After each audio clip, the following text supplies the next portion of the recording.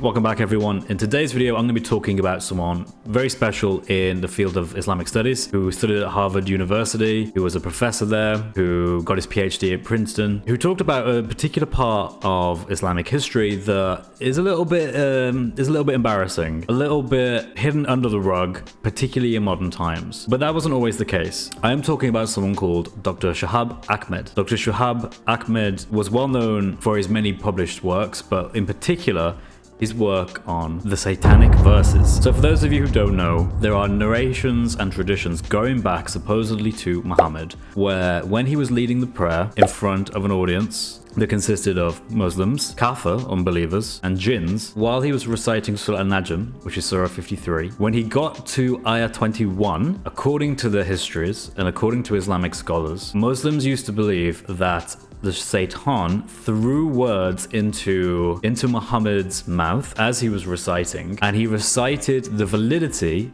of the intercession of three different gods from Allah: Allat, Al-Uzza, and Manat. And supposedly when he did this because he wanted to make sure that people would come to Islam.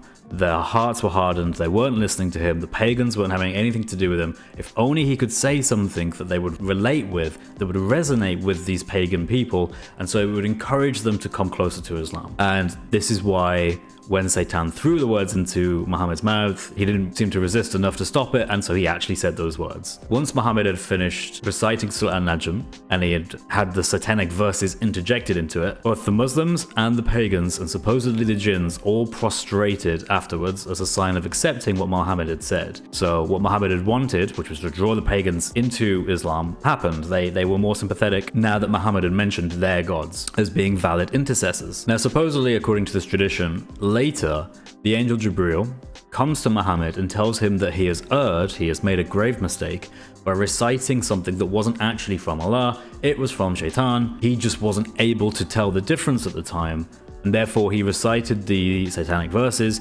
They had made its way into the Quran, and then Jibreel then tells Muhammad that this is what actually should have been there, and so from that point on Muhammad corrects the mistake and it's all good. Everyone goes back to being normal. Now Muslims universally reject this because it in effect contradicts modern doctrine. Shahab Ahmed, in his book Before Orthodoxy, The Satanic Verses in Early Islam, points out that modern understandings of theology from an Islamic perspective hold the idea that the prophets could not err in their recitation of the Quran. In other words, for the past 200 years or so, it's been a common Islamic belief that all of the prophets could never have mistaken when they were giving their recitation from Allah. They were ineffable. They could not fail to do so. Everything was perfect. There is no question about it. And of course, if you believe that doctrine, that modern doctrine, you then have the issue that you can't accept the story that many early Muslims accepted, that was rampant in the early Islamic community, that Muhammad was leading prayer, reciting Surah An-Najm, and when it came to Ayah 21, he said something that encouraged the intercession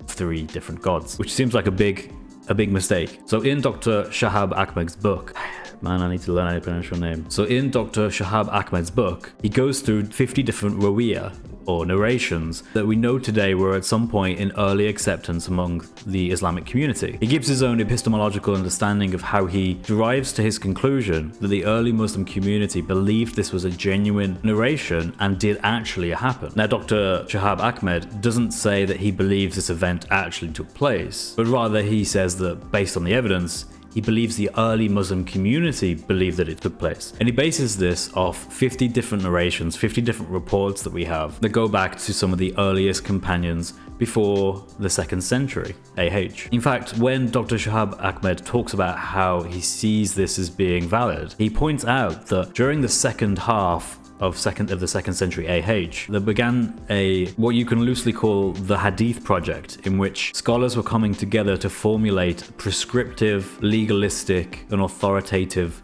hadith collections that would be valid legalistically and as part of the Sharia. And through that project, they wanted to make sure that they had the best way of being able to know whether or not a particular narration goes all the way back to the companions or to Muhammad himself. And that's where we get the concept of the hadith science, the isnad, the idea that something is sahih, the idea that something is da'if, and so on and so forth. But as Dr. Shahab Ahmed points out, this in effect was a late 2nd century invention. This didn't exist as a concept, as a way of validating these isnads. Before then, Sahaba, the Tabi'un, people who had their own narrations with their own chains, they were perfectly happy not having this kind of standard to. The earliest communities of Muslims did not have the same rigorous standards as the later generations of Muslims. Dr. Shahab Ahmed points out that, ironically, the earlier a narration is, the more likely it is to precede the Hadith project, of which we came up with the science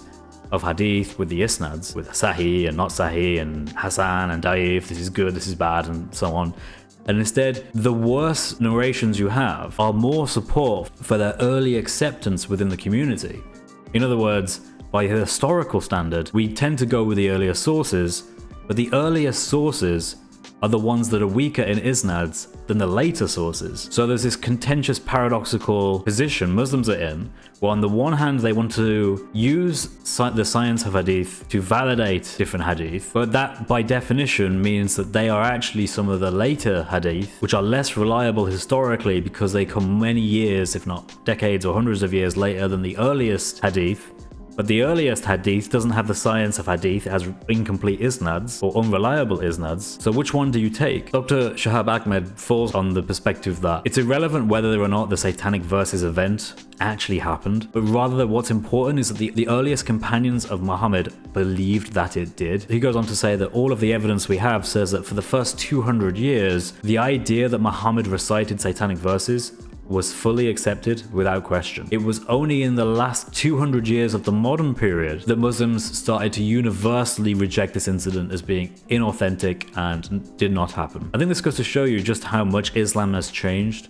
Islam, how it was originally with the earliest companions of Muhammad, had radical different beliefs than the Muslims that are around today. The Muslims around today have developed additional doctrines that just aren't supported by the earliest evidence. The earliest evidence that we have means either one of two things. Either the earliest companions genuinely believed that Muhammad recited satanic verses and that Jibreel corrected him, or the Islamic community was just a bunch of liars. The Islamic community could not resist making up lies about Muhammad universally for 200 years after Muhammad died. And I think both of those positions for Muslims are untenable. Muslims won't accept that the Sahaba was believing that Muhammad recited Islamic verses. Muslims won't believe that the Sahaba was making mass fabricated lies about their own prophet. But unfortunately, you have to pick one of these two because all of the evidence, as Dr. Shahab Ahmed points out, goes in that direction. What do you do when some of the greatest historians of Islam, some of the earliest historians of Islam, in contrast with Christianity, we don't have such an idea. There is no Christian tradition of which Jesus recited satanic verses. There is no tradition of which Jesus did anything like the sort. In fact, Jesus was pure, holy, just as the Quran says he's holy, sinless, just as the Hadith say he's sinless, and beyond reproach. Muhammad, on the other hand, never was seen this way by Muslims, early Muslims anyway. The Sahaba didn't think that Muhammad couldn't sin. The Quran says he could sin. They saw him rather as a flawed character that God had put in a specific position that elevated him and gave him protection in case he did sin.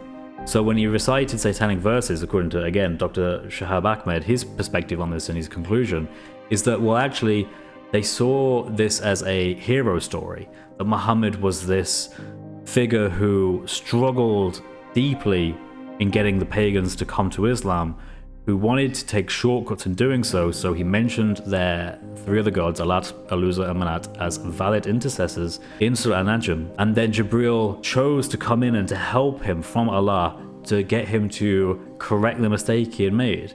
In other words, yeah, it's a hero narrative. Muhammad, according to the Sahaba, wasn't a sinless character beyond reproach. He was someone who frequently erred. That was a good thing because it showed how much Allah had favored him by sending Jibreel to help him. This is, of course, anathema to Muslims today because Muslims today can't acknowledge what actually happened historically and what the earliest companions believed about their prophet. This isn't a fringe position either. There seems to have been widespread perspective on exactly what Muslims believed about Muhammad. Come to Jesus Christ. Come to the way, the truth, and the life, the one of whom is beyond reproach, who would never and has never recited satanic verses, the one who loves you from before you were born, the one who is God, taken unto himself the fullness of humanity, who died so that you could be atoned for in all of the sins that we are guilty of. Come to Jesus Christ. God bless you all. Have a great day.